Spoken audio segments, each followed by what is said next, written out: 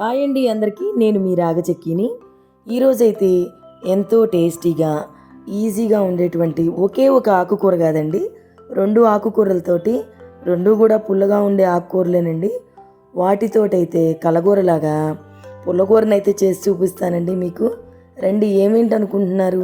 నేను తీసుకున్న ఆకుకూరలు గోంగూరను తీసుకున్నానండి, అదేవిధంగా చుక్కకూరనైతే తీసుకున్నాను.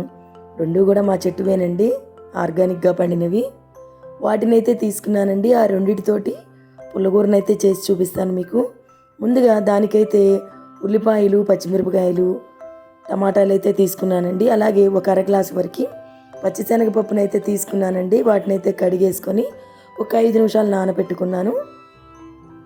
ఆ తర్వాత ఉల్లిపాయలని, పచ్చిమిరపకాయలని, టమాటాలను అయితే సన్నగా కోసేసుకున్నానండి. కొంచెం చింతపండుని కూడా యాడ్ చేసుకోండి. చింతపండు ఏంటండి 2 ఆకుకూరలు పుల్లగా ఉంటాయి, మళ్ళీ చింతపండు వేస్తున్నానంటారా? లేదండి, చింతపండు ఒక రేఖ వేయడం వల్ల కమ్మదనం వస్తుంది, పులుపు రాదండి దీనికైతే. ఇప్పుడు అన్నిటినీ కూడా కుక్కర్లో అయితే పెట్టేసుకుంటున్నానండి. కట్ చేసుకున్న ముక్కలన్నింటినీ వేసేసుకున్న తర్వాత చుక్కకూరని, గోంగూరను కూడా నేనైతే యాడ్ చేసేసుకుంటున్నాను కుక్కర్లోకి. తర్వాత కొంచెం పసుపునైతే యాడ్ చేసుకోండి. అది సంబార్ పసుపు అండి, అదే మసాలా పసుపు అండి.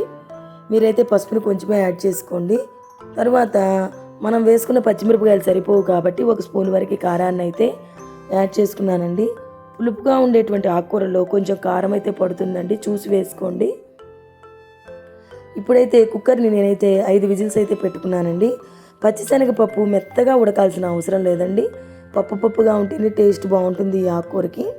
ఉడికిన తర్వాత దించేసుకొని కుక్కర్ మూత అయితే తీసేసుకొని కొంచెం కల్లుప్పునైతే యాడ్ చేసుకొని మెత్తగా అయితే వెనిపేసుకోవాలండి. నేను చూపించిన విధంగా వెనుపుకోండి.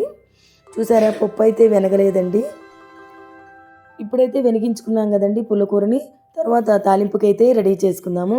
దీనికి తాలింపు ఎంత బాగా వేస్తే అంత టేస్ట్ అయితే బాగుంటుందండి. అందుకోసమని తాలింపుని మనం చక్కగా వేసుకోవాలండి, అప్పుడే టేస్ట్ చాలా బాగుంటుంది. నేనైతే ఒక 2 స్పూన్ల వరకు ఆయిల్ని వేసుకొని దానిలో తాలింపు గింజలు వేసుకున్నానండి. అవి వేగిన తర్వాత ఎండుమిరపకాయలని, తర్వాత చిన్నులపాయ రెబ్బలను అయితే కొట్టి వేసుకున్నాను కచ్చాబచ్చాగా.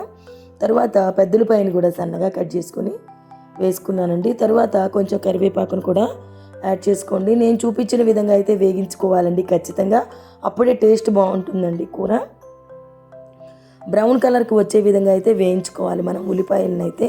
ఇప్పుడైతే అవి వేగిపోయినాయండి. తర్వాత మనం కూరనైతే తాలింపు అయితే చేసేసుకుందామండి. చూసారు కదా, చక్కగా అయితే అయిపోయిందండి కూర.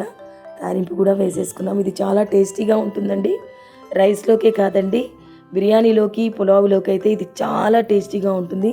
మీరు కూడా ఒకసారి ఈ విధంగా అయితే ట్రై చేసి చూసుకోండి. చివరిలో కొంచెం కొత్తిమీర కూడా యాడ్ చేసుకోండి. నా వీడియో కనుక మీకు నచ్చినట్టయితే ప్లీజ్ అండి లైక్ చేయండి, షేర్ చేయండి, సబ్స్క్రైబ్ చేసుకోండి. ఉట్టి గోంగూరనే కాదండి, ఈ విధంగా 2 రకాల ఆకుకూరలతో అయితే ఈ విధంగా అయితే మనం అయితే చేసుకోవచ్చండి. ఒక్కసారి మీరు కూడా ట్రై చేసి చూడండి. లైక్ చేసిన తర్వాత పక్కన హైప్ బటన్ ఉంటుందండి, హైప్ చేసి మరికొన్ని పాయింట్స్ని అయితే నాకు యాడ్ చేయండి ప్లీజ్.